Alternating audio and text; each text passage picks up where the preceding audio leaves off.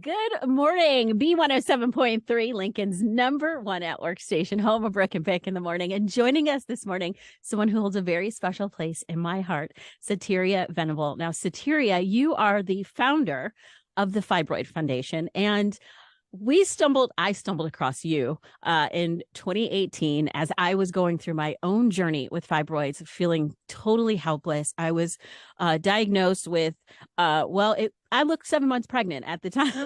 By the time I had my surgery, and I was told if I didn't have surgery, I would go into heart failure, had to have a blood transfusion. And you came along into my life, and you were like an angel. I'm just telling you that. Because so many women go through this and you feel so alone and so helpless, and you said no, we're here and there's help. Brooke, I remember that so vividly. I remember the time of year that it was, and I remember that I was really pleased because we were able to quickly find resources for you. And I was so glad that you reached out, and you mentioned the key theme that we always hear is that women feel that they are alone in this journey. And it 26 million women in the United States have uterine fibroids. So approximately 1 in 3 women of reproductive age, and fibroids are incredibly prevalent, but we still really don't understand how and why they develop, which is crazy to me. And really what sparked my personal journey after 4 surgeries to try to figure out why, with something this common, we still don't know as much as I think we should about it. And we don't have the resources to prevent the suffering that's taking place. And to your point, we still get calls from our community members who are now global. We're in 135 countries, and we get messages of healthcare providers telling our community members that they'll have to have a hysterectomy for one fibroid, when we know that a skilled fibroid surgeon, if you need surgery, you don't always need surgery, but we have one of our medical advisory board members, Dr. Soni Singh, has removed 56 fibroids and kept the patient's uterus intact. And so when you have those disparities in treatment, that's why we're here, to help to avoid unnecessary surgeries, unnecessary hysterectomies, and to help also, excuse me, to provide, excuse me, that community support that we all need, that I wish I had when I was going through my fibroid struggles, because you do feel isolated and alone. Which is unbelievable because, like you said, 26 million women will suffer. So that's what 70 to 80% of women will have a fibroid before they're 50, but we feel alone because it's almost like there's a taboo against speaking about fibroid tumors and getting help and just treatment in general. Yes, and let me tell you, I've gotten very comfortable about talking all things menstruation. my whole menstrual journey is out there, so I'm like, okay, it's a wrap now. But and I think we need to continue to do that because it's a normal body process. Right. And it shouldn't be something that we're whispering about. We should be elevating it. It's the reason why we're all here. It's a beautiful process. It teaches us a lot about our bodies, and the way the dance of our hormones every month is really, if you think about it, pretty fascinating.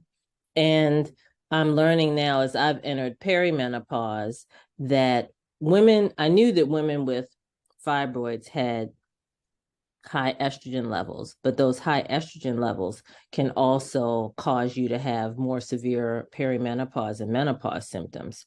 So our journey continues beyond menopause, and we're expanding our mission to make sure that we can provide support to our community from the onset of menstruation and beyond menopause, so that we're finding answers, that women and menstruators aren't suffering, and that you can live easily and have what you need to be comfortable.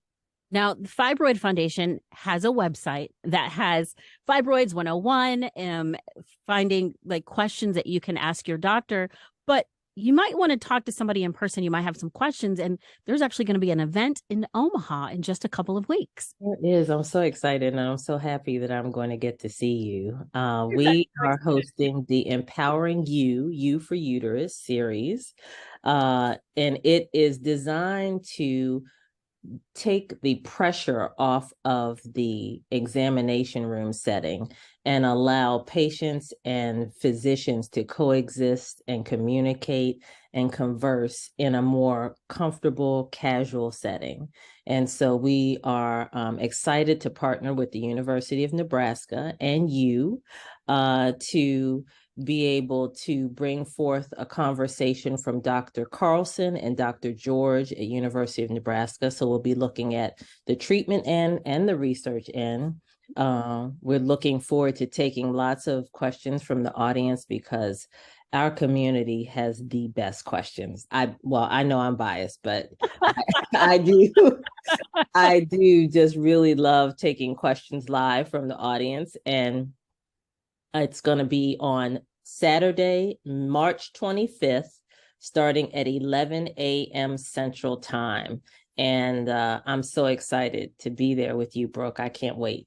I'm so excited. And this event is free, open to the public. You do just for space reasons, we would like for you to register. Yes, because I think we have space for 250. So we just need to kind of monitor the registrations. But the registration link is now live on the website. And I'm looking forward to seeing everyone. If you're driving to work now, please, when you get to work, log on and register so that we can all have a better quality of life. There's actually a uterine fibroids quality of life survey that we used in one of our research studies because fibroids impact your work life, your home life, socializing. It's really important for us to all combine our voices to raise awareness of this issue. And we're looking forward to introducing a resolution on Capitol Hill next month to declare May as Menstrual Health Awareness Month. So we'll be talking more about that at the event on March 25th, and just really looking forward to engaging with your community. I'm so excited. And again, I think I'll be able to have an opportunity to share my story Absolutely. at the event. And you mentioned like it impacts every aspect of your life. I think there was a point in time where I would work and then I would just go home and I would sleep all day because it was just so taxing. Me too. Same here. I would at least one day a month I was working from home. Fortunately, I had a female boss who was also going through fibroid symptoms, so she would just give me that bandwidth. But we're hoping to make it easier for women and menstruators to be able to take the leave as needed. Spain just passed a menstrual leave policy where you can take menstrual leave, no questions asked, which is the way it should be. And so for anyone who's suffering to be able to have that privacy and comfort of being at home near a restroom and being able to just kind of take it easy if they're hemorrhaging. And I think a lot of people don't realize how debilitating fibroids can be. Let me know how we're doing on time. I don't want to run over. But at one point my hemoglobin was 5.6, which is less than half of what the level of blood you're supposed to have in your body. So I was taking very shallow breaths, gasping for air. All of my body systems were being taxed. And there are so many issues that can flare up as a result of uterine fibroids. So we really want to continue to find solutions, continue to find minimally invasive treatment options, continue to support this community and allow for us to connect with one another like we're going to do on March 25th. And I can't wait for everyone to hear your story.